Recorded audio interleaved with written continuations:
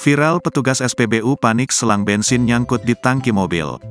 Dalam rekaman video yang dibagikan akun Johan Reganjo 788, awalnya terlihat sebuah mobil yang sedang mengisi bahan bakar di salah satu SPBU.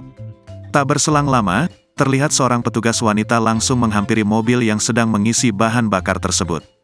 Benar saja, petugas tersebut terlihat kesulitan saat sedang mencabut selang bensin dari tangki mobil City Car tersebut.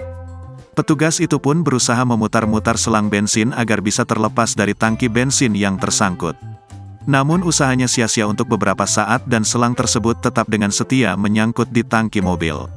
Tidak diketahui bagaimana kelanjutan petugas SPBU wanita tersebut mengatasi persoalannya. Sontak saja unggahan video itu pun mendapat beragam komentar dari warganet.